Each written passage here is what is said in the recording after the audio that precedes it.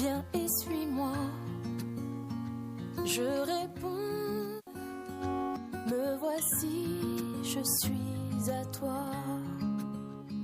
Jusqu'au bout, je veux te suivre dans les bons, les mauvais jours. À toi pour mourir et vivre. À toi Jésus pour toujours.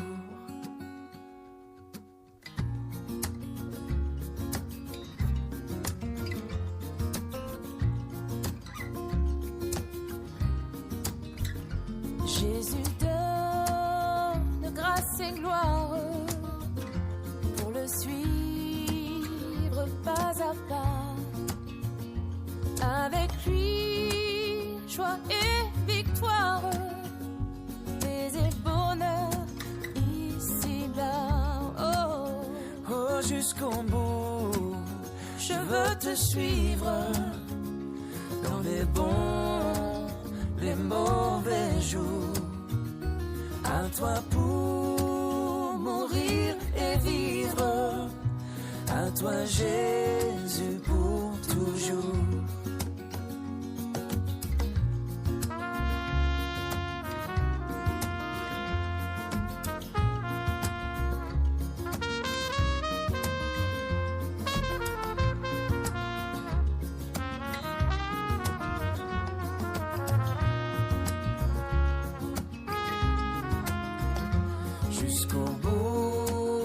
Je veux te suivre dans les bons. Chers auditeurs, chères auditrices de la RTCV, bonsoir.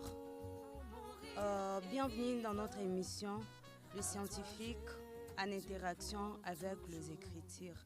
Avant de commencer notre émission, nous allons d'abord prier pour implorer la présence du Seigneur dans notre émission. Prions. Nous te bénissons, Père, parce que tu es bon, tu es merveilleux. Nous te disons merci parce que tu as permis à ce que nous soyons là encore cette soirée pour parler de ta part et pour nous édifier. Père tendre, nous avons besoin de toi. Laisse que ton Esprit Saint puisse nous accompagner dans cette émission et bénis toutes les personnes qui sont en train de nous suivre dans cette émission. Nous te disons merci, tous les intervenants de cette émission. Nous sommes en train de les recommander entre ta main. Nous te prions dans le nom puissant de Jésus. Tous nous disons Amen. Chers auditeurs, chères auditrices, comme vous le savez, chaque lundi à 16h, nous sommes là pour vous animer une émission, Le scientifique en interaction avec les Écritures. C'est une émission qui a pour objectif de transformer les étudiants, transformer le monde autour de nous par les Écritures. Les Écritures, c'est la parole de Dieu et les scientifiques, ce que les scientifiques nous disent. Mais ensemble, nous voulons croître ensemble spirituellement. Alors, nous sommes en train de vous dire bienvenue dans notre émission. Nous savons que vous nous suivez 5 sur 5, chacun partout là où il est, à la maison, au marché, dans le bureau, peut-être dans la route, tu as les écouteurs dans tes oreilles. Alors nous disons bienvenue dans notre émission. Chers auditeurs, après avoir débordé plusieurs sujets et questions très importantes touchant directement la vie des étudiants et des élèves, notamment les Écritures, les relations entre les scientifiques, entre la science et la foi, la crise environnementale, la gestion des ressources financières et l'impact des smartphones dans la vie des étudiants et tout le monde. Et aujourd'hui, nous sommes en train de nous intéresser à une nouvelle technologie qui transforme rapidement notre manière d'apprendre. Et avec moi, vous allez découvrir si c'est quel genre de technologie qui est en train de transformer rapidement notre manière d'apprendre et qui nous aide à communiquer, qui nous aide à faire des recherches, qui nous aide à être ouvert, ou bien tu as des émotions, tu demandes quelque chose et cette nouvelle technologie est capable de nous répondre. Alors, vous allez découvrir avec moi les sujets que nous voulons débattre ensemble. Et ces sujets est intitulé L'intelligence artificielle, étude de la foi chrétienne. L'étudiant doit-il apprendre à utiliser l'intelligence artificielle ou à lui résister? Je peux répondre, l'intelligence artificielle, étude de la foi chrétienne. L'étudiant doit-elle apprendre à utiliser l'intelligence artificielle ou à lui résister? Chers auditeurs, chères auditrices, nous comprenons tous que l'intelligence artificielle est en train de battre record dans notre manière de faire, dans notre manière de nous comporter. Il y a beaucoup d'étudiants, beaucoup d'élèves vraiment qui ne fournissent pas de forme et qui sont vraiment attachés totalement à l'intelligence artificielle. Aujourd'hui avec moi, vous allez découvrir que l'intelligence, une personne, un étudiant est capable de poser une question à l'intelligence artificielle dans son téléphone. Il peut demander à l'intelligence artificielle de lui expliquer en cours, peut-être de faire aussi un plan, de se poser à l'auditoire ou bien au culte, ou bien dans une conférence quelconque. Une personne aussi peut poser ou bien peuvent poser encore une question, peut exposer les problèmes à l'intelligence artificielle et en lui disant est-ce que tu peux résoudre ces problèmes, et cela nous pousse à attirer notre attention sur l'intelligence artificielle. Aujourd'hui, je ne suis pas seule dans cet studio. Je suis avec un frère à côté de moi. Vous allez découvrir son humeur, son mood de ce soir. Et il va se présenter et vous allez le découvrir si c'est qui. Bienvenue, monsieur. Merci beaucoup, très chère Déborah. Bonsoir déjà à tous nos auditeurs qui sont en train de nous suivre de partout dans la ville de Goma. Par le nom, moi je suis Moussa Rangi, je suis staff bénévole au sein du GBI Goma. Je bénis le Seigneur d'être là ce soir. J'espère que nous serons en tout cas bénis avec nos auditeurs à la maison. Je suis en train de les souhaiter une très bonne condition d'écoute là qui sont en train de nous suivre à la maison. Ok, merci beaucoup, cher frère Hang. Frère Hang est un staff bénévole au GBI Nord Kivu. Il est vraiment actif dans des activités du GBI. Comme vous le comprenez tous, comme nous savons tous, le GBI, c'est un groupe biblique universitaire et scolaire. C'est un mouvement qui réunit les étudiants et les élèves. Alors, il y a des questions qui m'ont venu juste en tête et notre expert scientifique va répondre à ces questions. La première question est en train de se poser comme celle-ci. Actuellement, l'intelligence artificielle est un outil qui est utilisé plus. Alors, l'intelligence artificielle est-elle simple outil ou service de l'étudiant ou... Bon, je vais répondre. Est-ce que l'intelligence artificielle est un outil de service pour l'étudiant? Ça, c'est la première question. Est-ce que l'intelligence artificielle est un outil de service pour l'étudiant ou bien des étudiants? La sous-question, c'est est-ce que l'intelligence artificielle est-elle devenue une béquille qui pense à la place des étudiants? L'intelligence artificielle est devenue un risque ou bien dépenser à la place des étudiants?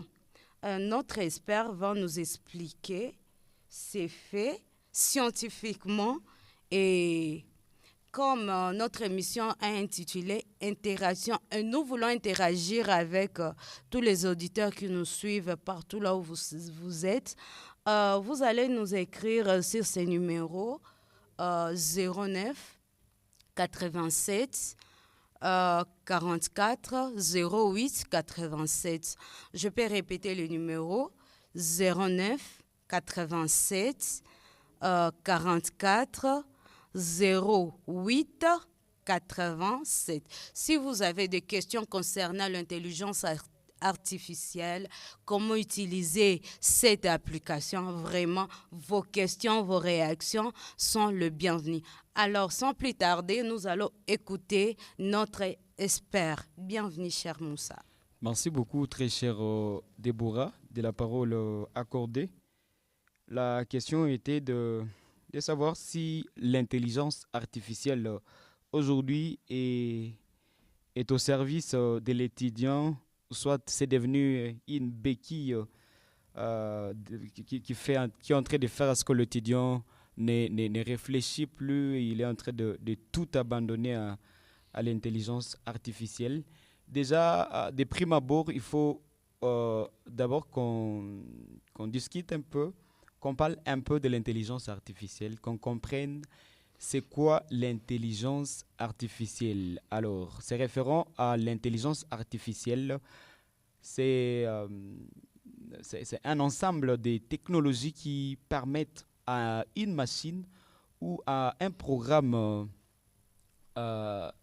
informatique d'effectuer des tâches qui nécessitent normalement certaines capacités humaines.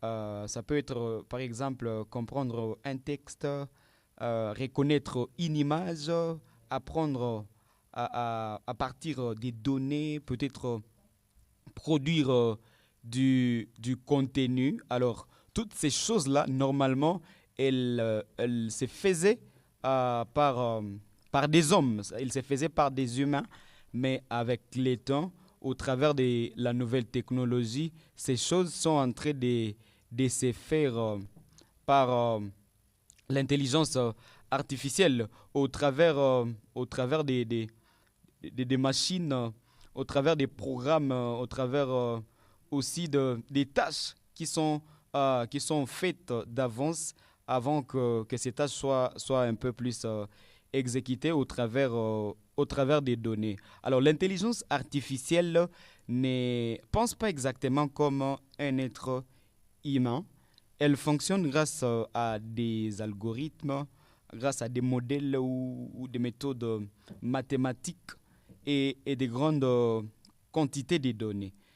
On peut prendre l'exemple d'une intelligence artificielle appelée ChatGPT. C'est l'intelligence artificielle, en tout cas la plus utilisée par beaucoup d'étudiants et la plus connue par beaucoup d'étudiants, quoi qu'il y en a en tout cas plusieurs intelligences artificielles qui existent. Néanmoins, pour ce qui est de ChatGPT, en l'utilisant comme assistant en traduction automatique, quand on l'utilise, ici, l'intelligence artificielle analyse la demande et génère une réponse en se basant sur des modèles qu'elle a eu à apprendre. Alors, quand on utilise ChatGPT, il y a des réponses automatiques qui sont générées par certaines personnes, certainement. C'est vraiment une très grande équipe qui s'assoit et qui travaille sur cette question-là. Et quand on demande déjà quelque chose à ChatGPT, ChatGPT ne donne pas des réponses qui n'ont pas été données d'avance. Donc, ce sont des algorithmes qui ont été faits d'avance. Et puis, quand tu fais des recherches sur ChatGPT, Alors, il n'y a que des réponses qui ont été apprises à ChatGPT. On le prend comme quelqu'un qui a eu à apprendre quelque chose. Alors, en apprenant la chose, elle ne peut que donner des réponses qui lui ont été soumises d'avance. Donc, pour une information que ChatGPT n'a pas pu avoir d'avance, c'est difficile pour lui, comme intelligence artificielle, de donner des réponses qui soient favorables. Alors, aujourd'hui, si on peut parler de l'intelligence artificielle dans la vie des étudiants ou soit des élèves, aujourd'hui, l'IA, c'est comme un ami, c'est comme l'IA est en train d'accompagner l'apprenant dans plusieurs domaines de la vie et dans multiples activités. Au travers de l'IA aujourd'hui, on peut comprendre un cours. Au travers de l'IA, on peut rendre simple une explication d'un concept qui est très difficile. Jadis, c'était compliqué quand un professeur pouvait exposer, par exemple, un TP où on ne pouvait pas comprendre. À un moment donné, il fallait qu'on ait le temps d'aller chercher des dictionnaires en ligne. On était obligé d'aller chercher des dictionnaires en dur et ça prenait en tout cas beaucoup de temps et l'acquisition de la connaissance n'était vraiment pas facile, mais aujourd'hui, au travers de l'intelligence artificielle, on peut facilement comprendre un cours et le rendre facile, avoir une explication vraiment simple, dépendamment de sa capacité de réflexion. Il y a aussi une autre chose, l'intelligence artificielle, au travers d'elle, l'étudiant est capable de faire facilement ses recherches. Jadis, s'il fallait passer dans des cybercafés, il fallait simplement utiliser Google. C'était vraiment difficile d'atteindre un résultat qui soit efficace et cela beaucoup plus rapidement. C'était un peu compliqué d'avoir un résultat qui soit efficace et beaucoup plus à un délai court. Mais aujourd'hui, au travers de l'intelligence artificielle, facilement, tu peux faire des recherches, tu peux identifier des pistes et des informations sur un sujet quelconque. Tu peux avoir même une idée quelconque quand tu l'exposes à l'intelligence artificielle.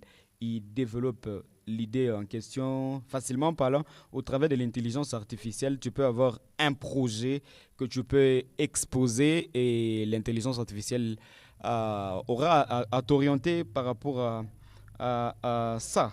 Elle peut avoir des avantages, mais aussi des désavantages. S'il faut parler des avantages de l'intelligence artificielle, alors l'intelligence artificielle qui est bien utilisée peut être un véritable outil d'apprentissage, comme je venais de le dire. Elle permet de gagner du temps en résumant, en expliquant aussi, en organisant des informations, quelque chose qui pouvait prendre assez de temps. Jadis, avec l'intelligence artificielle, est en train de faire à ce qu'on puisse, en tout cas, réduire les temps des recherches, avoir des réponses instantanément. Alors, il n'y a pas assez d'efforts qu'on fournit comme on pouvait gaspiller assez d'énergie jadis pour avoir des informations quelconques. On pouvait gaspiller assez d'énergie pour avoir peut-être le TP qu'on a eu à envoyer à un étudiant. Mais aujourd'hui, c'est vraiment simple et facile d'avoir des informations. C'est simple et facile d'avoir des TP qu'on a eu à envoyer. C'est simple et facile de résumer même tout un livre au travers de l'intelligence artificielle. Il est aussi possible que tu aies des explications qui ne sont pas très très difficiles. On peut t'exposer peut-être un cours qui est vraiment compliqué, mais au travers de l'intelligence artificielle, tu l'exposes et elle te facilite de comprendre ces cours-là. Alors, l'intelligence artificielle facilite l'accès au savoir. Elle peut rendre certains concepts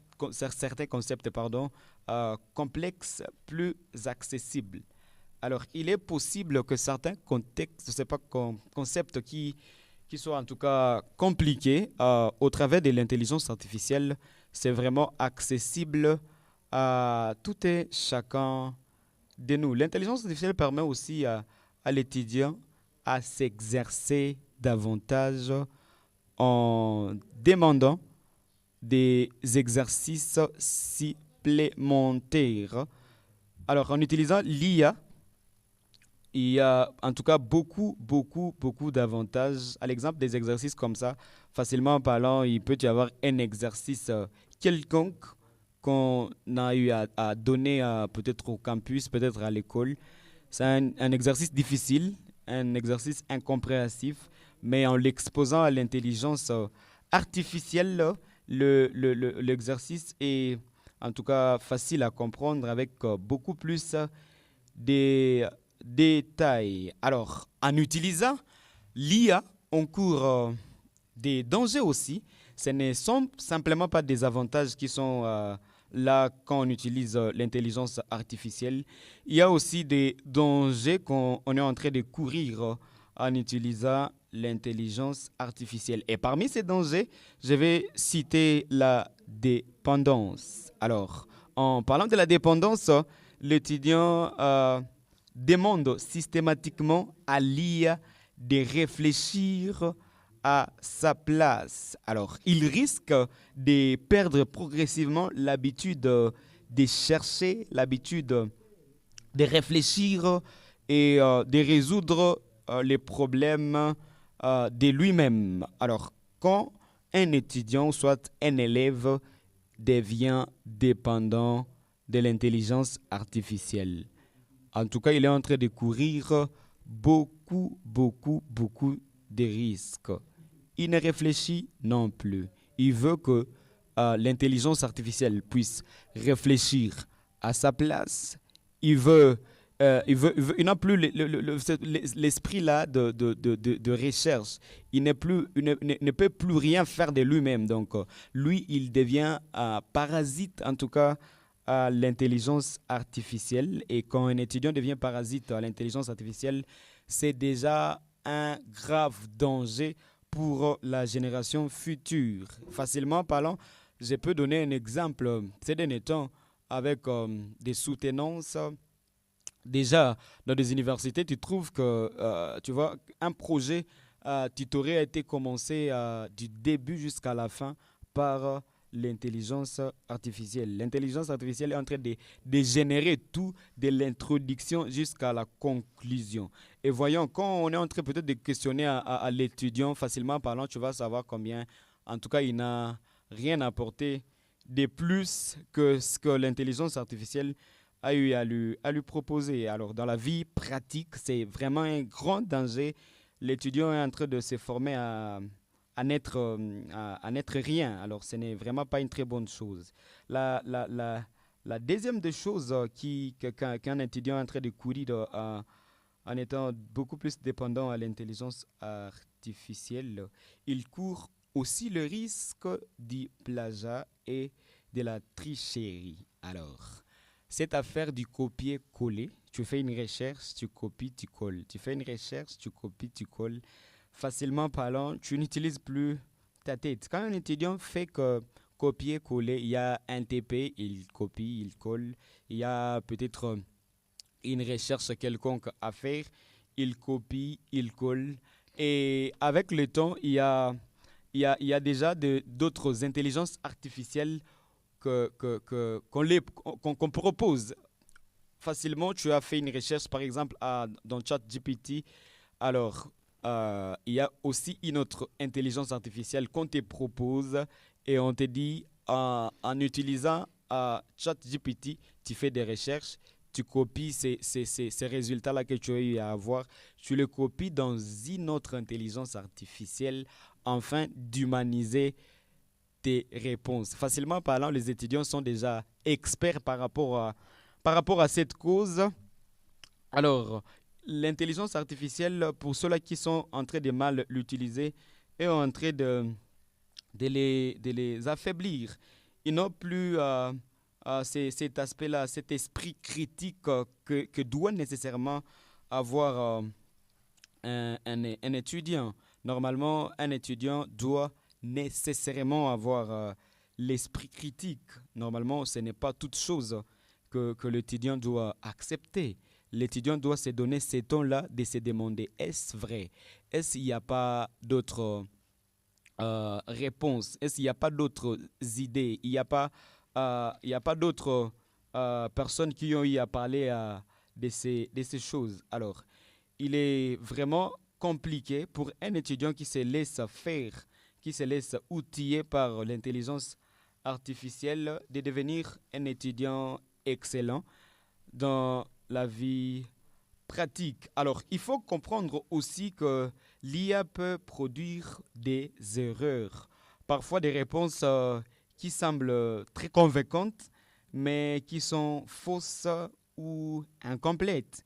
Alors, un étudiant qui n'a pas d'esprit critique ne fera qu'accepter tout ce que l'intelligence artificielle lui propose. Un étudiant qui n'a pas cet esprit-là de recherche ne fera qu'accepter toutes les idées qui viennent de l'intelligence artificielle, qu'elles que soient fausses ou incomplètes. Alors, en inventant aussi, l'intelligence artificielle peut arriver dans une dimension où elle invente aussi des références ou des informations qui ne sont pas vraies. Alors, un étudiant qui n'est pas, en tout cas, qui n'a pas cet esprit-là critique, il court beaucoup de risques. Alors, dans tout ce que j'ai eu à dire, il n'est pas donc évident de prendre peut-être des informations qu'on trouve dans l'intelligence artificielle et de les coller. Il faut donc un certain balayage des informations essentielles. Tu tires dans tout ce que tu as eu à voir dans tes recherches. Étant trop accro à l'intelligence artificielle, on diminue cet esprit-là des critiques que j'ai eu à dire. Normalement, l'esprit critique, c'est l'esprit, parmi les esprits, l'esprit primordial que doit avoir l'étudiant. L'étudiant ne doit pas tout accepter comme je l'ai dit bien avant. Il doit se demander, est-ce vrai? Quelle est la source vraie? Est-ce que ce que je suis en train de voir ici, c'est vraiment cohérent? Existe-t-il un autre point de vue selon que l'esprit critique pourra appeler à l'étudiant à avoir?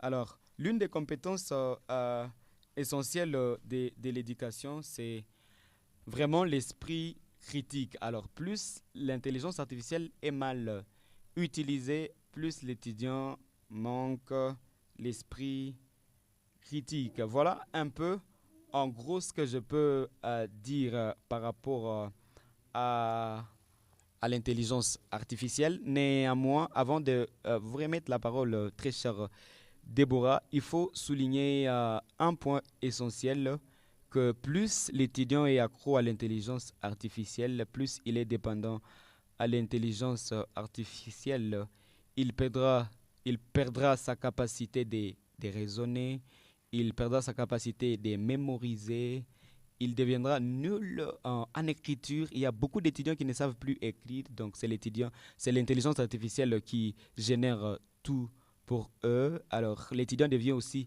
zéro en résolution des problèmes. Alors, c'est vraiment un grand danger si l'étudiant peut mal utiliser l'intelligence artificielle. Voilà un peu par rapport à l'intelligence artificielle, Madame Déborah. Merci beaucoup, cher expert Hangi Moussa, pour cette intervention. Nous disons merci pour cette intervention. Nous sommes en train de vous rappeler que nous sommes sur 97.5 MHz, la radio télévision source des vies. Et nous sommes dans l'émission Le scientifique en interaction avec les Écritures. Comme vous avez suivi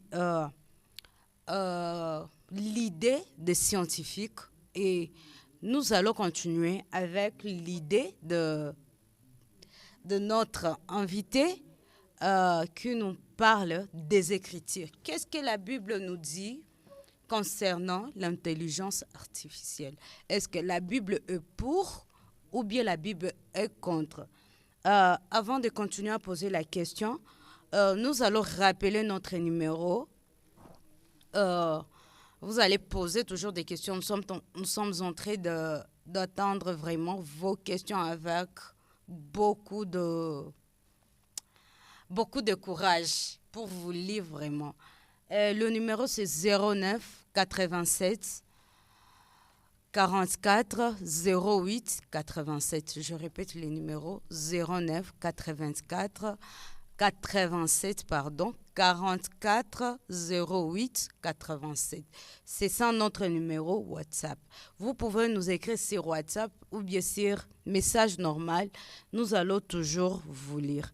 Alors nous allons écouter aussi l'intervention de l'expert concernant les Écritures. Qu'est-ce que la Bible nous dit concernant l'utilisation de l'intelligence artificielle? La question que je vais poser pour un jeune chrétien, c'est pour l'expert, et ça concerne le chrétien. Comment utiliser l'intelligence artificielle sans compromettre à l'intégrité, les travaux personnels, la recherche de la vérité et la responsabilité devant Dieu? Je peux répondre à la question. Comment utiliser l'intelligence artificielle sans compromettre l'intégrité, les travaux personnels, la recherche de la vérité et la responsabilité devant Dieu? Notre expert va nous expliquer et il va peut-être nous éclairer par rapport à cette question posée. Bienvenue, cher expert. Merci beaucoup, très chère Déborah, de la parole accordée. Alors, s'il faut réfléchir à la lumière des Écritures, ce soir, je vais m'atteler en tout cas aux principes bibliques qui peuvent aider l'élève et l'étudiant chrétien à utiliser l'intelligence artificielle avec sagesse, discernement, intégrité et responsabilité. Alors, très chers auditeurs, je vais vous demander tous ensemble avec moi de prendre nos Bibles. Aujourd'hui, nous allons en tout cas lire la parole de Dieu. C'est elle qui va nous éclairer par rapport à cette question. Nous allons prendre notre premier verset, c'est Matthieu 22, le 37e verset. Matthieu 22, verset 37. Là que vous êtes à la maison, vous serez entré aussi de chercher Matthieu 22, le 37e verset. La parole de Dieu est entrée de dire. Jésus lui répondit, tu aimeras le Seigneur, ton Dieu, de tout ton cœur, de toute ton âme et de toute ta pensée. Je vais réitérer Matthieu 22, le 37e verset. La parole de Dieu est entrée de dire. Jésus lui répondit, tu aimeras le Seigneur, ton Dieu, de tout ton cœur, de toute ton âme et de toute ta pensée. Alors, en lisant ces versets, Dieu nous appelle à développer notre intelligence. Si la parole de Dieu est en train de dire d'aimer notre Dieu de tout notre cœur, de toute notre âme et de toute notre pensée, c'est que notre pensée doit nécessairement d'être développée. Notre pensée ne se doit pas d'être, en tout cas, statique, ne se doit pas d'être, de rester sans réfléchir. La parole de Dieu est en train de nous appeler à développer notre capacité de réflexion. Déjà, quoique l'intelligence artificielle existe déjà, ça ne vaut pas vraiment la peine de se dire qu'on n'a plus cette responsabilité-là de pouvoir réfléchir.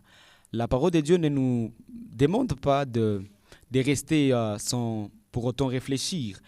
Il y a un endroit où la parole de Dieu nous dit qu'il faut que nous puissions grandir dans notre manière de réfléchir. Nous ne devons pas rester bébés éternels. Et donc, si pour un étudiant chrétien, normalement, la parole de Dieu est en train de nous rappeler que nous avons cette responsabilité-là de prendre les choses en main, de se donner à réfléchir. Et normalement, quelqu'un qui ne réfléchit pas, c'est quelqu'un qui n'a pas vraiment des solutions à des problèmes. Il arrive de questions qui nous sont posées dans des circonstances où on n'a même pas le temps peut-être de toucher son téléphone, ou par exemple, carrément, on peut manquer des connexions, on peut manquer peut-être d'électricité.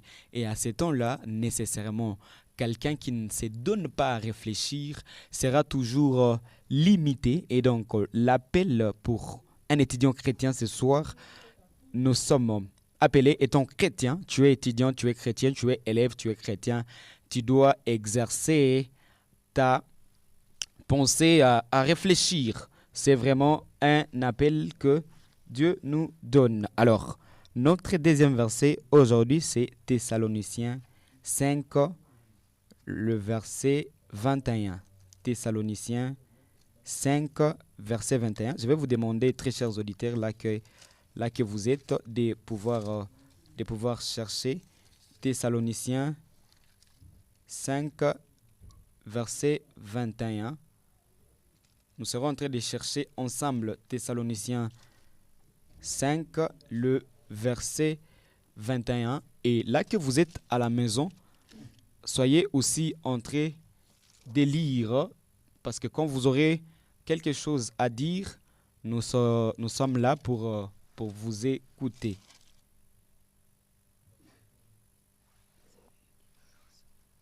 Un Thessaloniciens 5, le verset 21.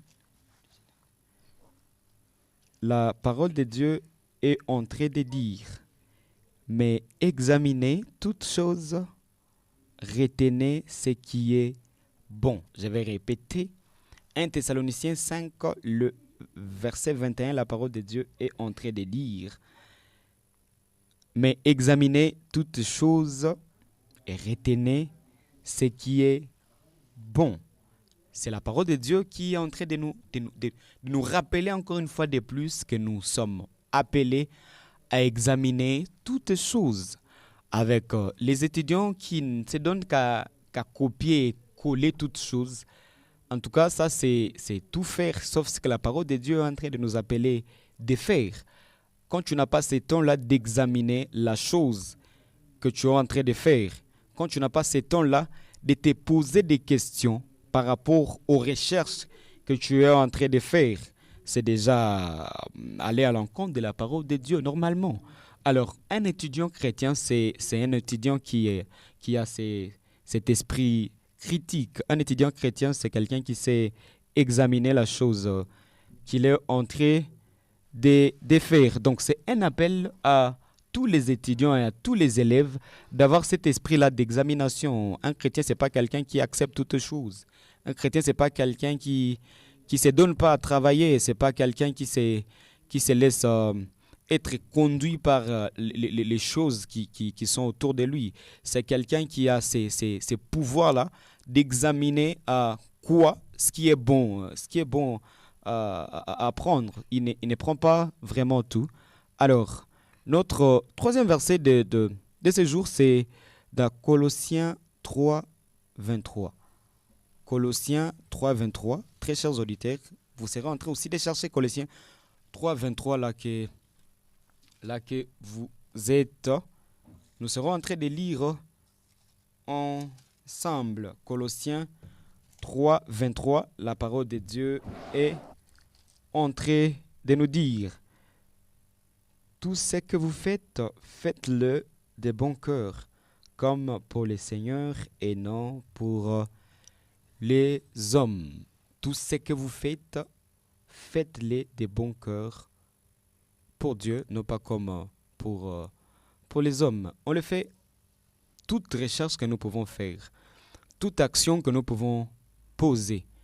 Nous ne sommes pas là pour regarder d'abord les hommes, Mais dans tout ce que nous faisons, nous devons nécessairement commencer par mettre en premier lieu Dieu. C'est Dieu qui doit être la source de la motivation dans toutes choses que nous pouvons faire. Quel que soit dans nos études, quel que soit dans nos recherches, nous devons nécessairement comprendre que nous sommes d'abord redevables à Dieu avant d'être redevables peut-être à nous-mêmes et peut-être aux professeurs. Nous devons nécessairement comprendre qu'en utilisant l'intelligence artificielle, qu'en cherchant toujours à copier-coller, que ça ne vaut pas la peine. C'est déjà une tricherie pour un chrétien, donc un étudiant chrétien, doit nécessairement chercher à avoir cet esprit-là de critique, cet esprit-là de connaître que les recherches qu'il est en train de faire, que les devoirs qu'il est en train de faire, il doit nécessairement chercher à plaire à Dieu d'abord dans tout ce qu'il est en train de faire. Que ce ne soit pas peut-être au travers de ces recherches-là qu'il est en train de faire, qu'il puisse aller déjà à l'encontre de la parole de Dieu. Un autre verset, c'est dans Proverbe 14, 23. Proverbe 14, 23. La parole de Dieu est en train de dire: tout travail procure l'abondance, mais les paroles en l'air ne mènent qu'à la disette. Je vais réitérer: tout travail procure l'abondance, mais les paroles en l'air ne mènent qu'à la disette. Ce verset est entré de nous appeler, nous étant chrétiens, d'appeler à un étudiant chrétien au travail, à fournir des efforts. Normalement, les étudiants ne doivent pas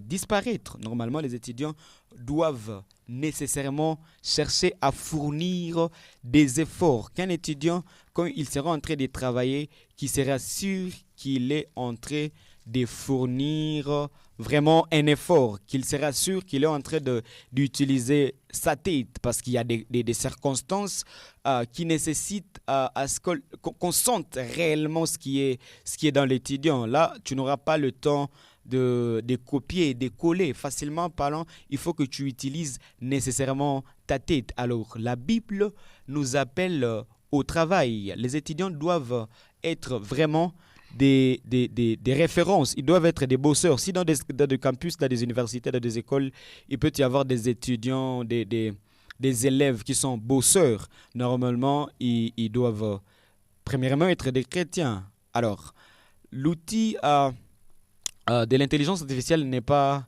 le maître dans tout ce que nous pouvons faire. Alors, nous allons lire 1 Corinthiens, le 6e chapitre et le verset 12. 1 Corinthiens 6, 12. La parole de Dieu est en train de dire: tout m'est permis, mais tout n'est pas utile. Tout m'est permis, mais je ne me laisserai asservir par quoi que ce soit. Et donc, la parole de Dieu est en train de nous dire que ce n'est pas mal d'utiliser l'intelligence artificielle, parce qu'on est en train de dire que tout m'est permis. Donc, l'utilisation de l'intelligence artificielle, c'est aussi permis. Je peux me donner l'audace de le dire ainsi. Néanmoins, est-ce tout ce que tu seras en train de faire au travers de l'intelligence artificielle, est-ce que ça glorifie le Seigneur? Est-ce que toute recherche que tu es en train de faire au travers de l'intelligence artificielle, est-ce que c'est vraiment utile? Alors, quelqu'un qui est vraiment sauvé, quelqu'un qui est un étudiant, qui est un élève ayant déjà reçu Christ, ne se doit pas de se laisser asservir par quoi que ce soit, ne se doit pas de se laisser être dominé par quoi que ce soit. Donc, toutes les pensées ne doivent nécessairement pas commencer par... Il y a de ces gens-là qui ne réfléchissent non plus. Donc, il y a un défi quelconque, directement, ils courent vers l'intelligence artificielle. Et donc, si nous voulons utiliser l'intelligence artificielle avec sagesse, avec intégrité, nous devons nécessairement connaître notre identité, comprendre que nous sommes enfants de Dieu et que dans tout ce que nous pouvons faire, nous devons nécessairement commencer par prioriser. C'est quoi ce que le Seigneur nous dit par rapport à la chose que nous voulons faire. Voilà un peu par rapport à l'éclairage de la parole de Dieu sur l'intelligence artificielle, Madame Deborah. Merci beaucoup. Et nous disons, si on était à l'église, on pourrait dire Amen. Parce qu'on vient d'être édifié. Et dans tout ce que je viens de comprendre dans l'intervention de notre expert, est que nous devons utiliser l'intelligence artificielle à la lumière de notre propre intelligence.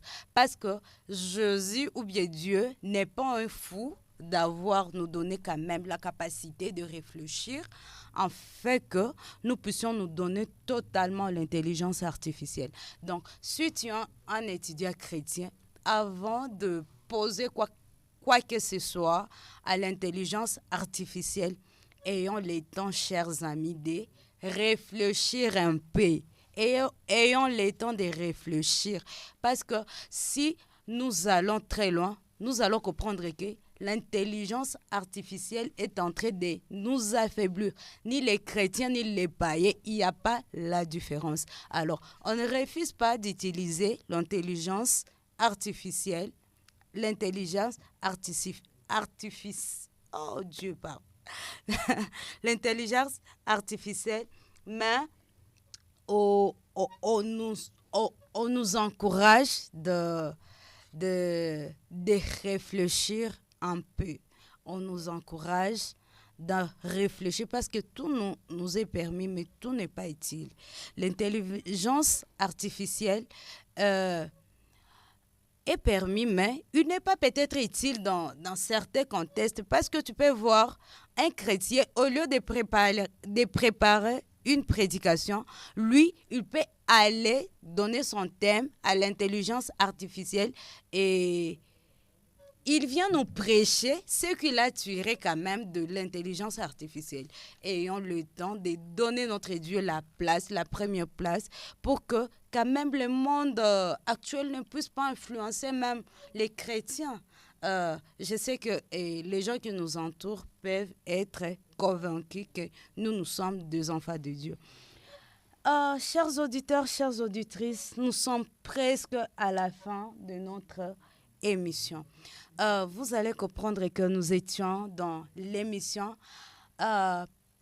Les scientifiques en interaction avec les Écritures et notre sujet parlait de l'intelligence artificielle. Est-ce qu'un chrétien peut utiliser l'intelligence artificielle ou bien l'intelligence artificielle peut compromettre à l'intégrité d'un jeune chrétien ou bien l'intelligence artificielle est devenue une béquille de plusieurs étudiants? Ce sont des questions qu'on a répondu avec notre experts.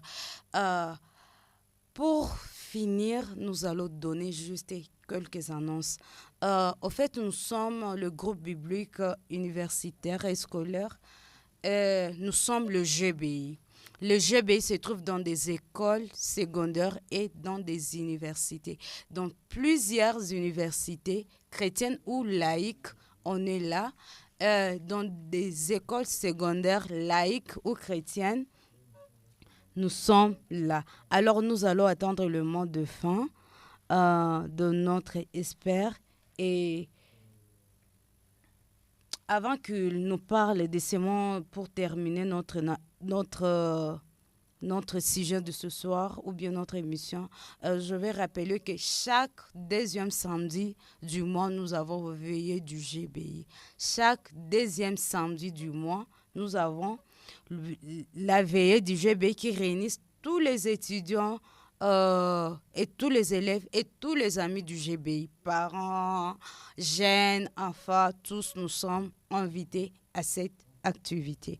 Bienvenue pour le mot du fin. Merci beaucoup, très chère Déborah, pour ces mots de fin. Alors, si je vais finir en quelques phrases, je vais dire que l'intelligence artificielle peut être utilisée pour apprendre et non une chose sur laquelle on va demander à l'intelligence artificielle de faire nos études à notre place. Alors, étant chrétien, l'intelligence artificielle, ça doit être utilisée avec sagesse, discernement et intégrité. Tout faire, mais à la lumière de la parole de Dieu. Voilà un peu ce qui est à retenir aujourd'hui. Oui, comme vous avez constaté, je n'étais pas seule dans les studios. J'étais avec notre expert Moussa Hangi, bénévole et staff au GBI Nord Kivu. À la présentation, vous avez Déborah Bouleri Kitekomundu. À la technique, nous étions avec Bénédiction Hangi et Emmanuel Katsongo. Et nous disons merci et à la prochaine émission, chers auditeurs. Et nous allons clôturer par une prière avec notre expert. Papa, merci de nous avoir permis d'être là ce soir. Merci de nous avoir communiqué ta pensée. Ce que nous te demandons, c'est de nous faire grâce afin que ta parole illumine nos vies tous les jours. Avec nos auditeurs, ô éternel Dieu, que tu les bénisses. Et quand nous serons là encore pour la prochaine séance, nous allons te bénir. Au nom puissant de notre Seigneur et Sauveur Jésus-Christ, nous t'avons ainsi prié. Amen. Amen. Bonne soirée à tous. Je réponds, Sauveur fidèle, me voici, je suis à toi. Jusqu'au bout, je veux te suivre dans les bons, les mauvais jours. À toi pour mourir et vivre. À toi Jésus pour toujours.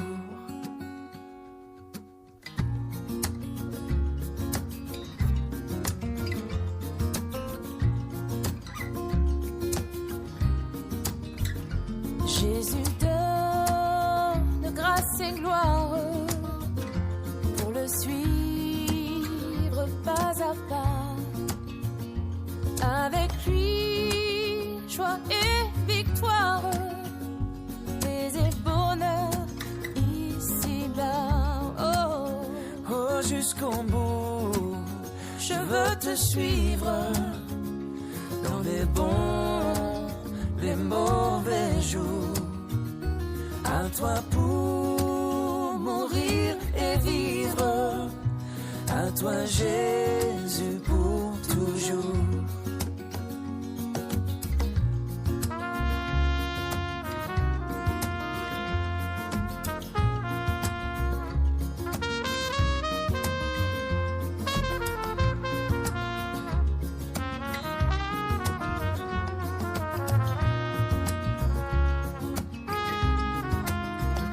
Jusqu'au bout, je veux te suivre dans les bons, les mauvais jours.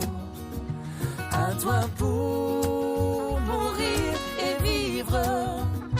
À toi Jésus pour toujours. Jusqu'au bout, je veux te suivre dans les bons, les mauvais jours. À toi pour mourir et vivre. À toi Jésus pour toujours. Oui, à toi pour mourir et vivre. À toi Jésus pour toujours. oh, oh.